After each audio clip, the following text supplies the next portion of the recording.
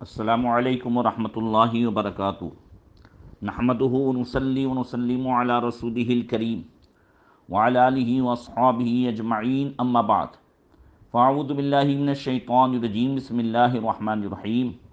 وامتازوا اليوم ایھا المجرمون، سورہ یاسین شریف آیت نمبر 59۔ اللہ تبارک و تعالیٰ ارشاد فرماتا ہے، اور آج الگ ہٹ جاؤ اے مجرموں۔ اس سے پہلے کی آیت میں جنتیوں کے حالات بیان کیے گئے تھے، اب یہاں سے جہنمیوں کے حالات بیان کیے جا رہے ہیں۔ ارشاد فرمایا جا رہا ہے کہ قیامت کے دن کہا جائے گا، اے مجرموں آج جدا ہو جاؤ۔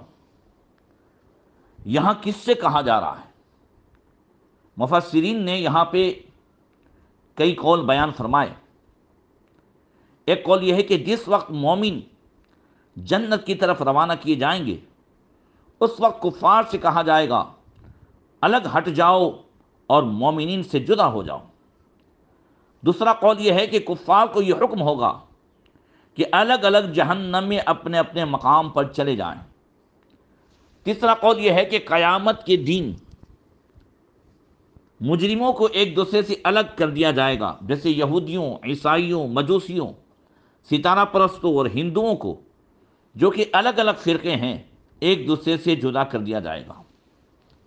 حضرت سیدنا ابو اللیث نصر بن محمد سمرقندی رحمۃ اللہ تعالی علیہ اس ایک آیت کی تفسیر میں ایک قول یہ بھی نقل فرماتے ہیں کہ قیامت کے دن ایک پکارنے والا پکارے گا، اے کافرو تم مومنوں سے الگ ہو جاؤ کیونکہ وہ کامیاب ہو گئے ہیں، اور اے منافقو تم مخلص لوگوں سے جدا ہو جاؤ کیونکہ وہ کامیاب ہو گئے ہیں، اور اے فاسقو تم نیک لوگوں سے جدا ہو جاؤ کیونکہ وہ کامیاب ہو گئے ہیں، اور اے گنہگارو تم اطاعت گزاروں سے جدا ہو جاؤ کیونکہ وہ کامیاب ہو گئے ہیں۔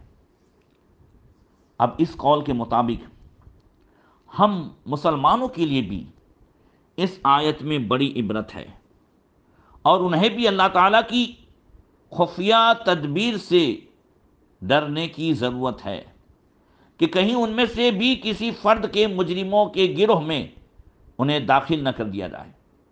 ہمارے بزرگان دین اس حوالے سے کس قدر فکر مند رہا کرتے تھے۔ آج تو ہمارے پاس عمل کچھ نہیں ہے، مگر بے فکری بہت زیادہ ہے۔ آخرت کے حوالے سے ہم اتنے شدید بے فکر ہیں، اور جیسے جنت کو ہم نے خرید لیا ہے اور ہماری ملکیت ہے، معاذ اللہ اس طرح ہم بے فکر ہو گئے۔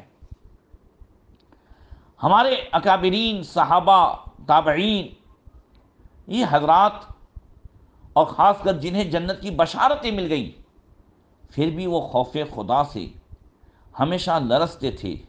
اور آج تو آخرت کا ذکر بھی ہو، تقریروں میں بیان ہو، قیامت کے حوالے سے بیان ہو، تو ایسے سنتے ہیں جیسے کچھ پتہ ہی نہیں ہے۔ اللہ اکبر۔ آپ دیکھیں ہمارے اسلاف و بزرگان دین، اولیاء کرام کا ان کا حال کیا تھا۔ حضرت ابراہیم بن ادہم رحمۃ اللہ تعالی علیہ سے عرض کی کہ آپ لوگوں کے پاس کیوں نہیں بیٹھتے اور ان سے باتیں کیوں بیان نہیں کرتے؟ تو آپ نے فرمایا، 4 باتوں نے مجھے مشغول کر دیا ہے، اگر میں ان سے فارغ ہو گیا تو میں ضرور تمہارے پاس بیٹھوں گا اور تمہارے ساتھ باتیں بھی کروں گا۔ لوگوں نے عرض کی وہ 4 باتیں کیا ہیں؟ تو اس کے جواب میں حضرت ابراہیم بن ادہم رحمۃ اللہ تعالی علیہ نے وہ باتیں ارشاد فرمائی، اور ان میں سے ایک بات یہ بھی فرمائی کہ اللہ تعالیٰ نے قرآن میں فرمایا، وَامْتَازُوا الْيَوْمَ أَيُّهَا الْمُجْرِمُونَ، کل کہا جائے گا کہ مجرموں الگ ہو جاؤ۔ تو ابراہیم بن ادہم کہتے ہیں، میں نے غور کیا، مجھے معلوم نہ ہو سکا کہ میں کس گروہ میں جدا کیا جاؤں گا۔ اللہ اکبر۔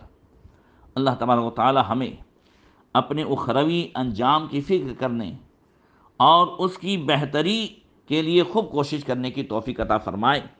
اس آیت کے حوالے سے کہ کل مجرم کو کس طریقے سے اللہ کے سامنے کھڑا کیا جائے گا، اور حقوق العباد کے حوالے سے کیا جو ہے اس کے سامنے سوالات ہوں گے اور کیا اس کی پوزیشن ہوگی، میں ایک حدیث پاک ذکر کروں گا۔